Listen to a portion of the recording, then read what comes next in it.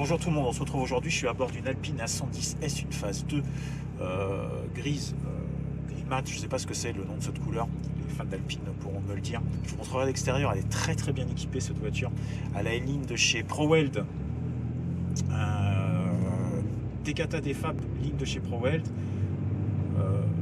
boîte à air carbone, dont je ne me rappelle plus le nom. J'ai vu ça passer chez Evox qui distribue ça là. Ils ont fait un super truc, donc on va lui faire, puisque on est, comme je vous l'ai déjà expliqué, à partir du moment où on touche au système de catalyseur, on rentre dans la catégorie stage 2. Donc là, on va être sur un stage 2 98. Voilà. Donc on part pour une mesure de puissance d'origine, on va voir ce que ça donne. Ça a l'air de bien marcher, ça freine très fort. C'est un très beau modèle, je vous montrerai de l'extérieur. Ça est magnifique, je vous fais un petit tour intérieur vite fait pour que vous puissiez voir. Voilà, tac. Comme ça c'est mieux. Voilà. Et on se retrouve après. Bon, on revient les tirs d'origine, ça marche déjà très bien. Bon, c'est des voitures qui sont données pour 300 chevaux et 320 newtons, peut-être un peu plus. Là, avec le Decata Defab plus la boîte à air, on a les 300 chevaux, mais en termes de newtons, on est déjà très haut. On passe les 350, 360, donc c'est quand même quelque chose d'assez puissant pour une voiture d'origine. Ça fait un bruit magnifique. Sensation de pilotage, même si c'est sur route, etc. C'est vraiment quelque chose de très sympa. Je sais pas si vous entendez un peu. Ça pète un peu, tac. Allez, on s'en retrouve, je vais aller voir un peu ce que ça dit au niveau carto. Je viens de faire les logs, puisque aujourd'hui je suis tout seul dans la voiture. Because I'm too seul. Après première carto passée, on a gagné 30 chevaux et un peu plus de 40-50 newtons. Difficile de gagner plus parce que on était déjà parti d'un beau score au départ. On est à 330 quelques chevaux, 335 je crois, et plus de 410-415 newtons. On va voir certainement si on peut prendre un petit peu plus. Voilà, mais c'est déjà beau. Qui veut dire que quand on est en troisième et qu'on part, la voiture elle glisse sur temps sec. On se retrouve après, je filme pas les logs parce que c'est pas raisonnable de filmer dans ces conditions, il faut rester concentré. Allez, à plus.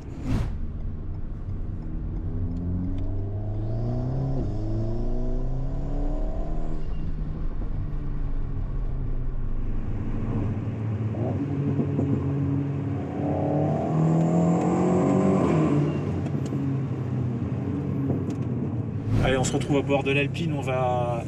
Je vais essayer de faire participer à un log avec l'Alpine.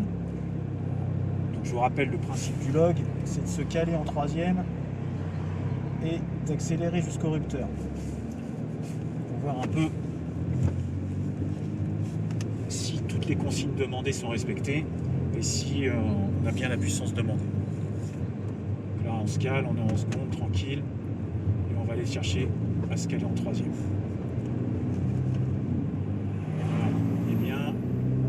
C'est parti.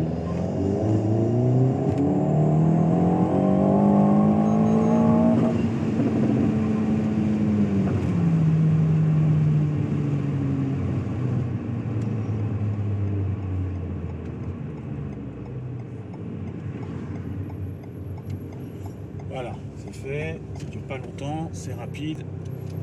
Mais il ne faut pas abuser des bonnes choses. On va partir pour un second log.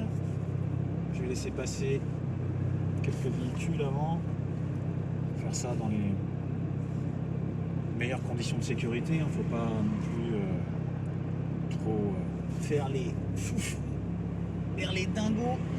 Donc on y va, c'est parti, on va se caler.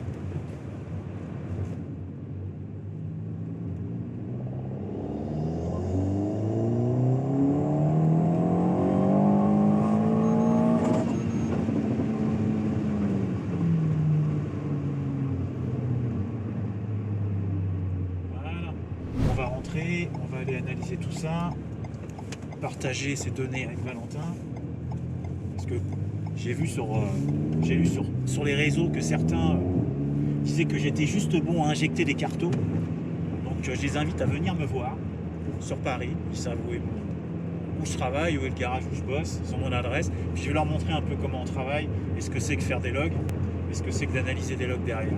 Okay, voilà, allez, à bon entendeur, salut.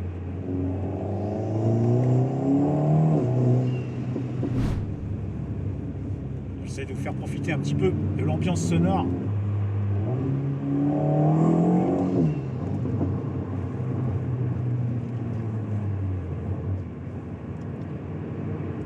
Aujourd'hui, le temps est parfait pour rouler. Il fait pas trop chaud, il fait super beau, le temps est sec. Et malgré ça, en troisième, quand on accélère et qu'on fait le log, la voiture, elle perd un petit peu d'adhérence à l'arrière. Parce que le couple arrive quand même assez violemment. Et on est à plus de 415, 420 Nm de couple là. Pour 333, 335 chevaux. Donc ça commence à discuter pas mal. Sur piste, ça risque d'être une arme de guerre, cette voiture. Florent, qui est le propriétaire de cette belle Alpine A110S, la réserve presque exclusivement à la piste. Et je pense qu'il va vraiment se faire plaisir. Alors je ne sais pas quand est-ce que sortira la vidéo, si elle sortira avant ou après notre propre session de piste avec l'atelier de design mécanique à Manicourt. Mais je peux vous assurer, et je suis loin d'être un pilote émérite, je n'ai pas le niveau de Valentin par exemple, loin de là, mais conduire ces voitures sur piste, c'est vraiment un bonheur. C'est un truc, voilà, c'est fait pour ça. C'est vraiment fait pour ça. Les Mégane 3 RS sont faites aussi pour ça, mais c'est quand même, ça demande plus de technique. La Clio 4 RS se rapproche de ce qu'on peut retrouver dans l'Alpine, mais l'Alpine est nettement plus efficace, et nettement plus violente, rapide et beaucoup plus orientée piste que n'est la Clio. La Clio est vraiment dans un mélange, on va dire, daily, qui vous permet de faire un peu de piste. Ça, c'est fait pour la piste. Allez, à plus. Je vais vous filmer, alors je sais pas quand est-ce que sortira la vidéo exactement, si vous aurez déjà vu la deuxième partie de la session Track Day qu'on a fait le 18 mars avec l'atelier design mécanique qui nous a gentiment invités pour qu'on puisse utiliser les Alpines qu'on avait reprogrammées à Lyon avec eux. Mais aujourd'hui, je suis de nouveau sur une Alpine, cette fois-ci une A110S. Je vous la montre, elle est très très jolie. Elle a des éléments aérodynamiques qui ont été rajoutés. Il faudra que je demande au propriétaire, à Florent, d'où viennent ces éléments aérodynamiques, puisqu'il y a un diffuseur, je ne crois pas, enfin, je suis même sûr que ce n'est pas d'origine. Je ne sais pas qui fait ça. Je vous la présente, très sympathique. La voilà, un beau gris mat. Les amateurs d'Alpine me donneront la couleur exacte du gris mat chez Alpine. Les A110S, il me semble que c'est une option, mais celle-ci a le toit carbone, capot en aluminium, des gros freins qui sont ici. Je demanderai pareil à Florent quel type de plaquette il a mis, parce qu'à l'essai, c'est une voiture qui freine très très fort. Vous avez ici un aileron, un bel aileron en carbone. Alors il vient pas de chez moi, je vous rassure. Moi j'en fais d'autres. J'espère pouvoir en commercialiser là très rapidement pour les Clio 4 RS. Je ferai d'ailleurs une vidéo concernant bonjour. Je ferai d'ailleurs une vidéo concernant les ailerons et tout ce qui se fait, ce qu'il faut acheter, ce qu'il ne faut pas acheter. Voilà. Un diffuseur carbone du plus bel effet. Voilà, il est là, il est magnifique. Je vous montre l'intérieur. On est sur une phase 2. Alors équipé du Alpine Telemetrics, c'était phase 2. Pour le moment, on n'arrive pas à reconfigurer. J'ai essayé. Il doit y avoir une passerelle à passer.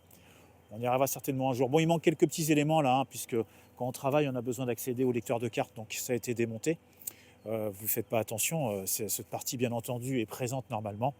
Vous avez des beaux harnais qui sont là. Toujours les très très beaux sièges Alpine, très très bien. Des baquets qui restent suffisamment confortables. Donc voilà l'Alpine Telemetrics. Des phases 2 sur lesquelles on retrouve la pression d'huile, j'ai vu. Et ça, c'est très très bien, la pression d'huile. Tac, je fais un petit tour par devant pour vous la présenter.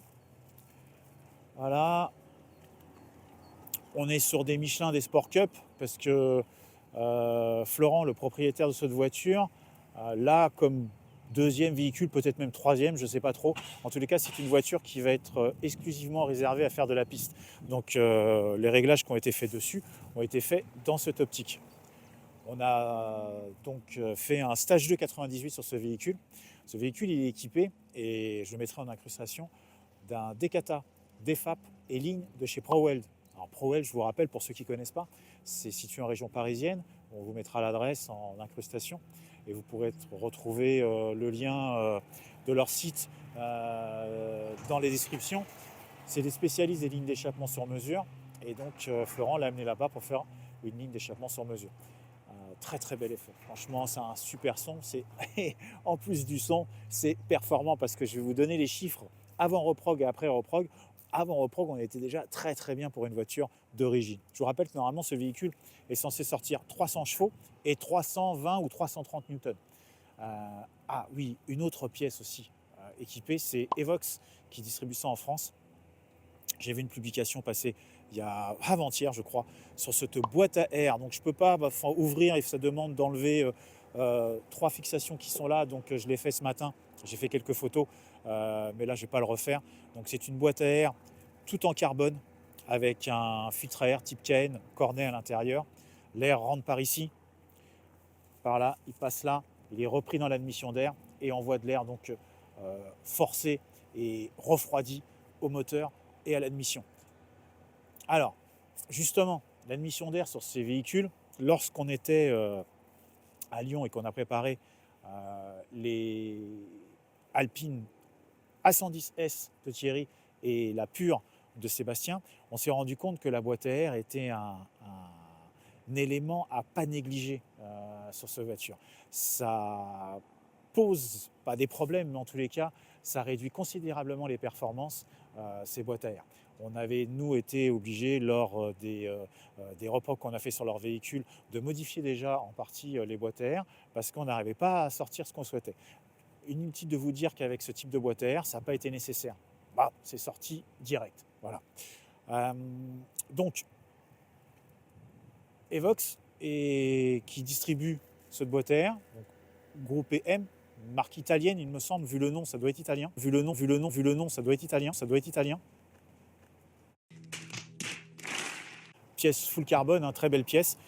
Pour votre information, l'atelier du design mécanique avec qui on travaille et avec qui on est de plus en plus proche, et je les en remercie parce qu'on fait des trucs très très sympas, a pour ambition de travailler eux aussi de leur côté sur une admission d'air. Donc je ne sais pas trop exactement ce qu'ils vont proposer.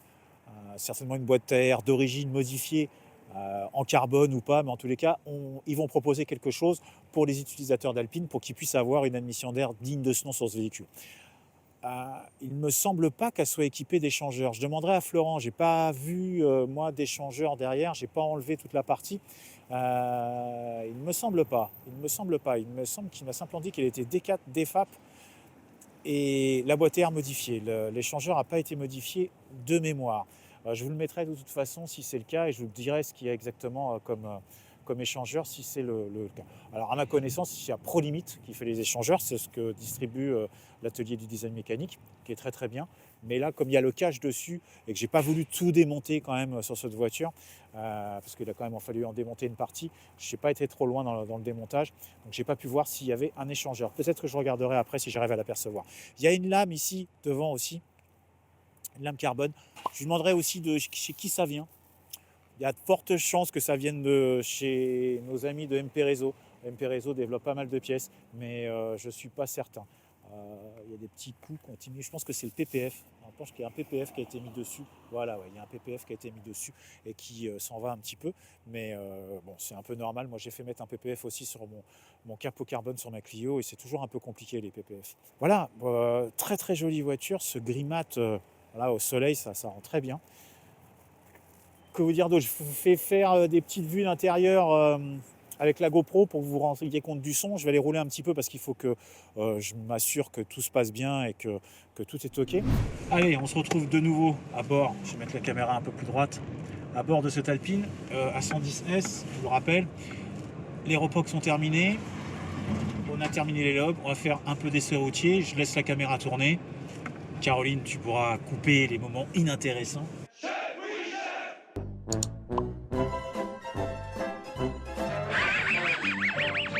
aller rouler un petit peu parce qu'on roule toujours un petit peu avec les voitures. Ensuite, en conditions classiques, pour voir un peu si tout se passe bien, s'il n'y a pas de problème, et surtout si on n'a pas des défauts moteurs divers et variés qui apparaîtraient. Lors des logs, on peut s'en rendre compte, mais parfois, c'est la mécanique et l'informatique qui, ensemble, ça fait parfois des petits mélanges détonnants. Donc, on vérifie et on va aller rouler un petit peu pour voir ce que ça donne. Aujourd'hui, en plus, il fait super beau. C'est très agréable et puis je ne vous cache pas que rouler dans ce type de véhicule c'est un plaisir. Voilà. Je vous laisse écouter un petit peu le son. Là je suis en mode normal, je vais fermer la fenêtre.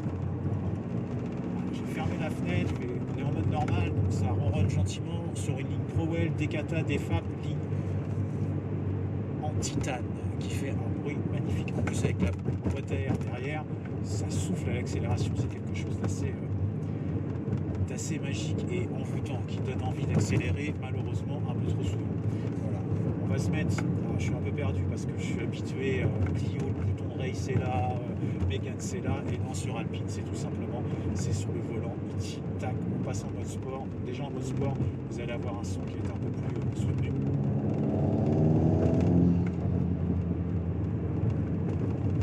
Et d'ailleurs je vais rester en mode sport, on va faire le fou en mode race, c'est quand même pas ma voiture, et vu le prix que ça coûte, j'ai certainement pas envie de l'abîmer.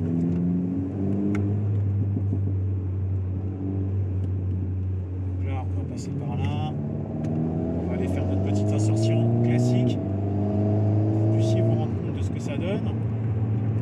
Puis moi, ça me permet de faire mes petites vérifs qui vont bien. Valentin m'a dit va rouler avec, teste là. Je dis non, je peux pas.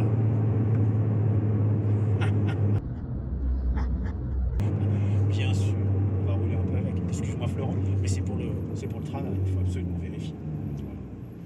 Non Florent, vraiment c'est une super voiture. Il devrait pas tarder à m'appeler Florent, il est 13h30, normalement il doit m'appeler vers 14h pour voir comment ça se passe. Et je lui dirais que écoute, ça s'est très bien passé. Une voiture qui est sortie à 295 chevaux et plus de 370 newtons. On est arrivé là à une voiture qui en fait 420 et 330, donc en stage 2, 98 je vous le rappelle. C'est vraiment bien.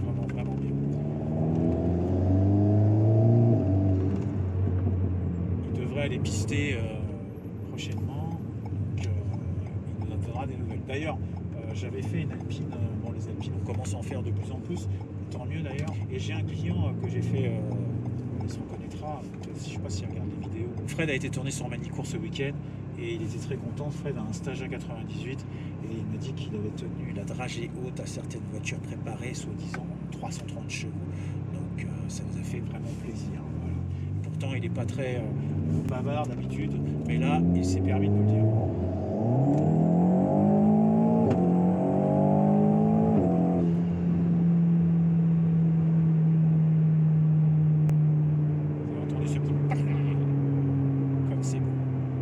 Circulation comme d'habitude, hein, c'est un peu gênant la 4 et puis c'est pas fait pour ça. Bon, c'est une arme de guerre, hein. C'est affûté comme un couteau ce truc là. Sur piste c'est vraiment quelque chose d'extraordinaire. Je suis bien loin d'arriver aux limites de ce véhicule sur piste, mais ça m'a donné envie que d'une seule chose, c'est de préparer ma Clio un petit peu plus dans une petite piste pour aller un petit peu pister. Puis essayer d'aller mettre ça un petit peu à Valentin sur la piste avec sa Mégane. On verra si c'est possible ou pas. Je sais qu'il va regarder la vidéo, il va rouler sur son canapé tranquillement, il va rigoler en sirotant son petit jus d'orange. Mais t'inquiète pas mon petit Valentin. En honneur, non certainement pas, mais à Manicourt, maintenant que je connais bien le circuit, que je connais le circuit, attention. Allez. Petite accélération, on va se caler en 4.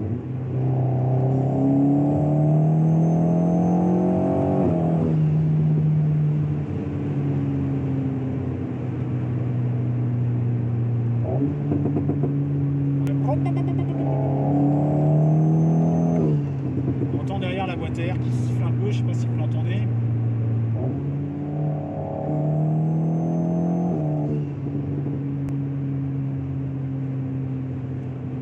C'est compliqué, hein. On ne peut pas vraiment exploiter cette voiture sur route, surtout sur ces conditions.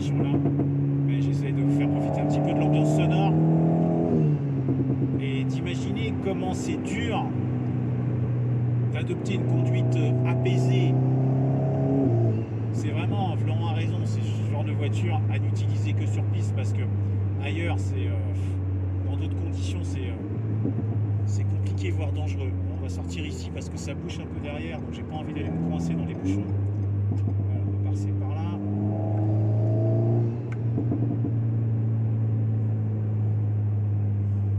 Alors, je me suis mis sur ce vue de caméra parce que vous voyez ma petite trogne. J'espère que ça vous plaît. Mais surtout, vous voyez pas la route. Voilà. Pas les limitations de vitesse, où on est exactement comme ça. Pas de petits commentaires désobligeants comme je peux avoir. Voilà. Oui, parce que j'en profite puisque là on est un petit peu au calme. Donc, comme je vous disais tout à l'heure, je vais faire prochainement une vidéo sur les ailerons, expliquer un petit peu tout ce type d'aileron qu'on peut trouver sur le marché pour les Clio 4RS. Parce que bon, il faut que j'appelle là tout à l'heure un professionnel qui fait des ailerons carbone pour Clio. Il m'a contacté et je vais voir avec lui s'il est possible de les distribuer et les mettre sur mon shop de manière à proposer des produits un peu quali au niveau des ailerons. Je propose déjà, à mon sens, le meilleur qui existe en dehors du RS Perf, c'est l'aileron Thiago. Vous pouvez le retrouver dans ma boutique, mon shop, à 655 €. Certains diront que c'est un peu cher, mais c'est le prix de la qualité, messieurs, dames. Vous pouvez effectivement trouver d'autres ailerons, mais entre 200 et 500 €, mais c'est des ailerons qui sont faits en Pologne. Moi, j'ai rien contre cette société au Pologne. Vous mettrez une illustration d'ailleurs si vous souhaitez en acheter directement auprès d'eux. Mais bon, voilà, et pour 200 €, vous ne pouvez pas voir la qualité des ailerons qui sont faits par Thiago au Portugal, dans un atelier. Et ils sont faits là-bas et pas ailleurs, contrairement à certaines personnes qui disent des sur les réseaux sociaux. Voilà. Vous pouvez effectivement acheter, si vous le souhaitez, des ailerons à 200 €, mais vous en aurez pour 200 €. N'allez pas acheter des ailerons à 500 balles qui sont en fait tout simplement ceux-là qui ont été poncés à l'arrière d'un garage et qu'on vous revend à 500 €. Voilà, les choses sont claires, les choses sont dites.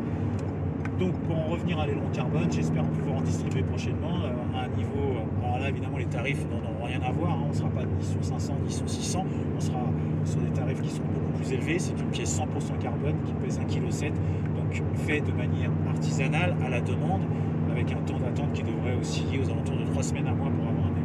Donc effectivement il faudra y mettre le prix. Mais toutes les belles choses ont un prix, il faut l'avoir en tête. Ces petits retours là magnifiques, vraiment ProWeld a fait un beau travail de base. Déjà le son est très sympa, mais là c'est totalement envoûtant. Il faut que je roule encore un petit peu. Florent, tu m'excuseras d'utiliser un petit peu ton automobile, mais c'est pour le bien. C'est pour ton bien. Alors j'en profite aussi également, puisqu'on est là et qu'on est tranquille, qu'on peut discuter. Pour ma part, RSF Concept sur Paris, on sera fermé entre le 6 et le 20 avril. Je pars en vacances pour me reposer un petit peu. Voilà, je vous le redis, parce que je ne sais pas si vous regarderez la vidéo tout le temps. Mais je l'ai dit tout à l'heure, mais peut-être que vous aurez déjà coupé d'ici là. Donc on va aller se reposer un petit peu en famille. Ça va nous faire du bien. Allez, on va se refaire l'insertion, on va refaire un petit tour de manège. On va voir un peu ce que ça dit. Je ouvre un petit peu la fenêtre pour que vous puissiez profiter un petit peu du son. Évidemment, j'ai un poids lourd qui vient, mais c'est pas grave.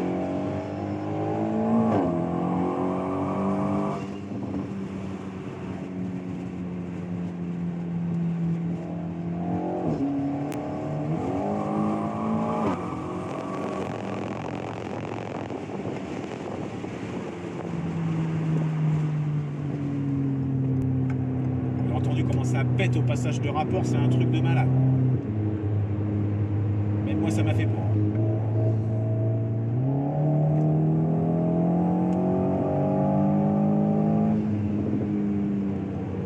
Allez, on va rentrer gentiment et se calmer un petit peu.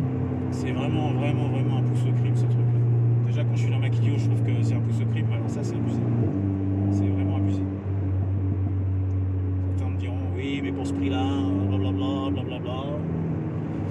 Bah, pour ce prix-là, si j'avais l'argent, j'achèterais ça.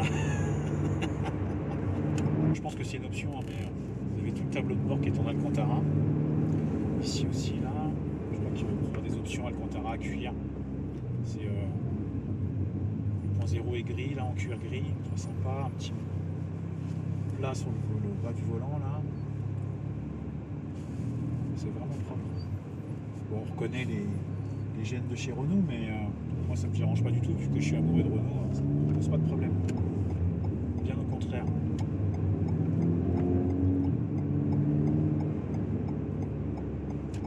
Alors bon, comme tout le monde le sait, Alpine part sur une stratégie de véhicule électrique, avec la 290 qui devrait sortir normalement pour le mois de juin, le mois de juillet. On verra ce que... évidemment, on n'aura pas le son qu'on vient d'entendre là, mais je fais quand même confiance à Alpine pour sortir un truc pas mal, un truc sympa. Alors, ça sera certainement un gros jouet, mais ça risque d'être vraiment pas mal quand même. Pourtant je suis amateur des voitures thermiques, hein. Mais je suis curieux de voir ce qu'ils sont capables de faire sur cette petite A290. Je ne sais pas si j'aurai l'occasion d'en essayer une. On verra bien. Ah oui, j'ai quelqu'un qui m'a envoyé un message et qui m'a demandé est-ce qu'on pourrait faire une vidéo Clio 4RS Stage 3. Je vous rappelle quand même qu'il y a quand même la vidéo, celle qu'on a appelée la vidéo de Daron, où on montre quand même ce qu'est une Clio 4RS Stage 3 dans pas mal de détails. Alors, on n'est pas sur les Stage 3 les plus violents qu'on ait pu faire, mais on est quand même sur quelque chose de pas mal.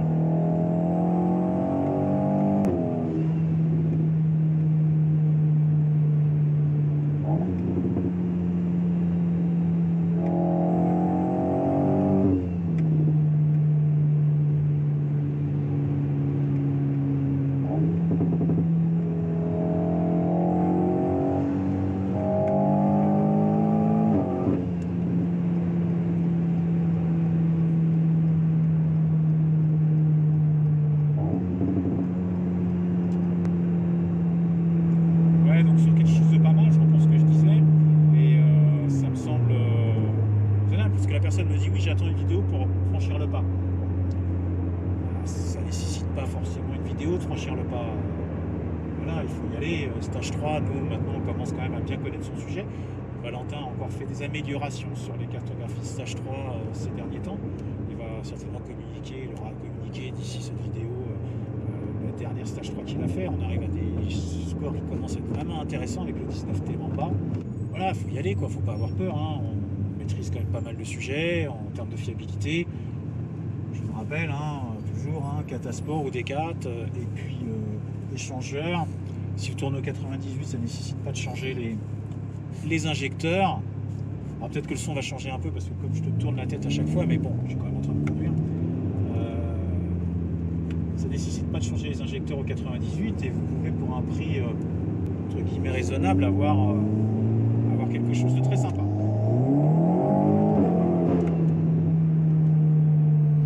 Au niveau des chiffres, parce que je sais que ça vous intéresse, au niveau des chiffres, cette voiture, elle est sortie d'origine. C'est une voiture qui est donnée pour 300 chevaux. On était à la limite des 300 chevaux. On était à 292, 295. Et en Newton-mètre, c'est là où c'est intéressant, c'est qu'on était à 360, presque 370 Newton-mètre, alors qu'elle est donnée pour 320, 330. Donc, le fait qu'elle ait simplement, entre guillemets, l'admission d'air et le DK des FAP, ça lui a donné quand même presque 40 Nm de couple en plus. Nous, grâce à la reprogrammation moteur qu'on a fait, on est arrivé au-delà des 330 chevaux, on est à 334 de mémoire, 333, et on est à 410, 420 Newton. J'ai fait un tir à 420 Newton, mais je pense qu'on est plus proche des 410, 415 Nm. Donc ça commence à discuter fort. Inutile de vous dire que quand vous accélérez et que vous mettez pied dedans en troisième, la voiture elle a tendance un peu à louvoyer derrière, à perdre un petit peu d'adhérence. Alors évidemment tout ça quand on est en mode track, hein, enfin mode race pour ceux qui roulent sur Renault Sport, mode track pour ceux qui roulent sur Alpine, puisque vous avez toutes les aides qui sont désactivées. Et pourtant on est sur des Sport Cup qui, avec la température qu'il fait, bon là, sont censés être tout à fait efficaces. Quoi vous dire d'autre? Pas grand-chose. C'est vraiment le véhicule parfait pour aller pister.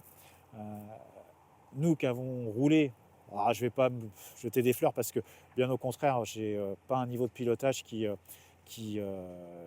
permet d'exploiter ce véhicule et j'ai pas pu l'exploiter moi à Manicourt, non seulement parce que le matin c'était mouillé, puis l'après-midi, après avoir tourné avec Sébastien qui m'avait un peu secoué à droite et à gauche, je inutile de vous dire j'avais l'estomac qui était un petit peu à l'envers, mais Valentin, qui a un niveau de pilotage qui est bien meilleur que moi, sans commune mesure, a pu faire un temps tout à fait intéressant sur Manicourt avec une petite Alpine pure préparée de chez nous.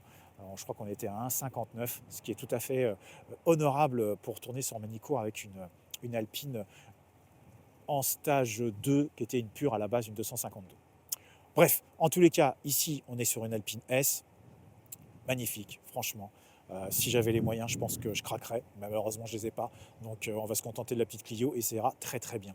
Voilà, je vous dis à très bientôt. J'espère ces petites vidéos rapides, mais ça faisait un petit moment que je n'avais pas présenté les véhicules des clients et celui-ci, il fallait absolument que je vous le présente, je ne pouvais pas passer à côté. Je vous rappelle de vous abonner à nos pages, de vous abonner à cette chaîne, c'est très important, ça permet de monter en référencement et de nous faire connaître. Vous êtes de plus en plus nombreux à être abonnés, mais vous êtes aussi de plus en plus nombreux à regarder la chaîne. N'oubliez pas de vous abonner, c'est ultra important. Voilà. Mettez-vous aussi sur nos pages Instagram, respectivement RS1, RSM Concept, La Passe du Garage. Notre nouveau partenaire avec qui on travaille beaucoup, Atelier de Design Mécanique, voilà, La Passe du Garage, Autosport Evolution. Est une PACA, Sud-Ouest, Vendée, j'en oublie un, c'est la Guadeloupe, pardon Patrick, excuse-moi.